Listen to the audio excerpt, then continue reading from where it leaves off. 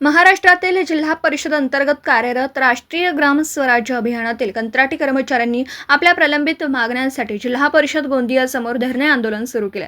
नागपूर हिवाळी अधिवेशनादरम्यान मंत्री जयकुमार गोरे यांनी दिलेले 15 दिवसात प्रश्न मार्गी लावू हे आश्वासन अद्याप पूर्ण न झाल्याने कर्मचाऱ्यांनी काम बंद आंदोलनाचा मार्ग स्वीकारला।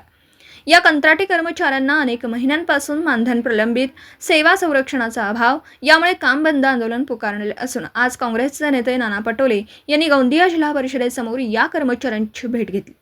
यावेळी या कर्मचाऱ्यांच्या मागण्या शासन दरबारी पोहोचवण्यासाठी प्रयत्न करणार अशी ग्वाही नाना पटोले यांनी दिली। गोंदियाहून प्रतिनिधी अमरदीप बडगे। आजचं आपलं हा आंदोलन सुरू आहे। गेल्या 20 वर्षापासून आम्ही पाणी आणि स्वच्छता विभागामध्ये कार्यरत आहोत आणि शासन काय करते आहे की सुरुवातीला आमचं जे वेतन होतं ते विभक्त करून देण्यात येत होतं आणि आता शासनाने वेतन देणंच बंद केलं आणि यासाठी या लोकांनी काय केलं आहे की बुवा कामाला गृहीत धरलेलं आहे की बुवा काम नाही तर वेतन नाही। आम्ही काम करतो आहे ग्रामीण भागामध्ये। आजही जो काही बदल तुम्हाला दिसतो आहे की गावामध्ये जे काही हागणदारी मुक्त वगैरे झालेलं आहे ते सगळ्या याच्यामध्ये आमच्या सगळ्या लोकांचा सहभाग राहिलेला आहे।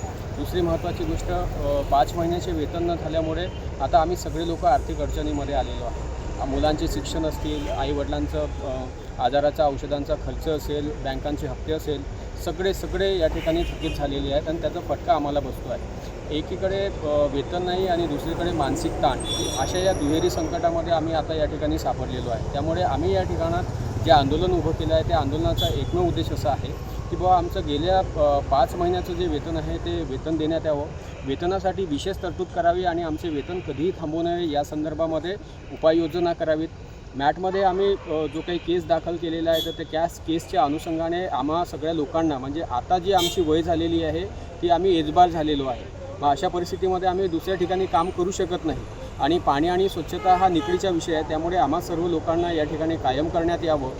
सोबतच आता आउटसोर्सिंगचं एक धोरण गव्हर्नमेंट राबवत आहे तर त्या धोरणाच्या अनुषंगाने आमच्याकडे वॉश कर्मचाऱ्यांची आउटसोर्समध्ये नियुक्ती झालेली आहे। तर हे आउटसोर्स जे आहे ते कायमस्वरूपी बंद करावं आणि कर्मचाऱ्यांना जर शासन योग्य प्रकारे वागणूक देत असेल, त्यांचं वेतन वेळेवर करणार असेल, त्यांना सन्मानाची वागणूक देत असेल तर नक्कीच राज्य जे आहे ते प्रगतीपथावर जाईल आणि त्या दृष्टिकोनातून आम्ही या ठिकाणी हे आंदोलन सुरू केलेलं आहे।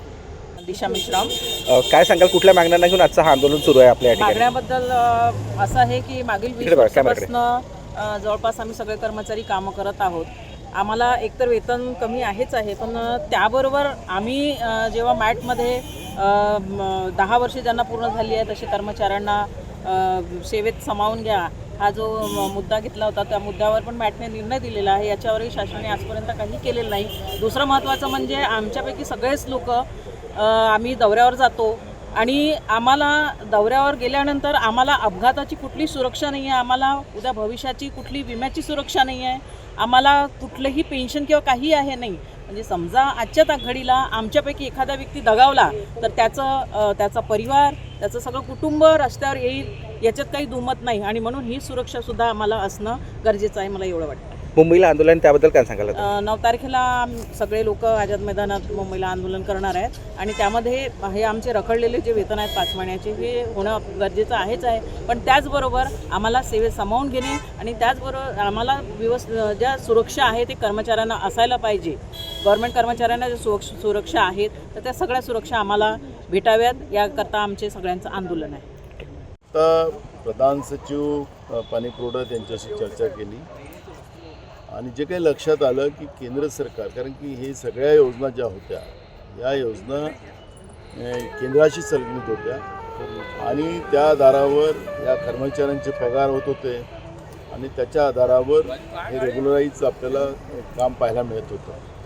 पण आत्ता गेल्या 5 महिन्यापासून या कर्मचाऱ्यांचे पगार झाले नाहीत, त्यांना टप्प्याटप्प्याने पैसे दिले जातात। या पद्धतीची तक्रार या लोकांची आहे आणि ती वस्तुस्थिती आहे।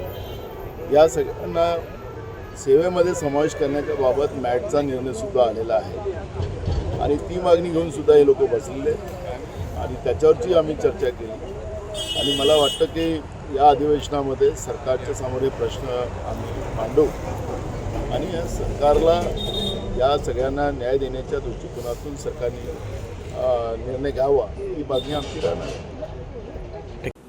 दिवसभरातील घडामोडींचा आढावा घेण्यासाठी पाहत रहा N24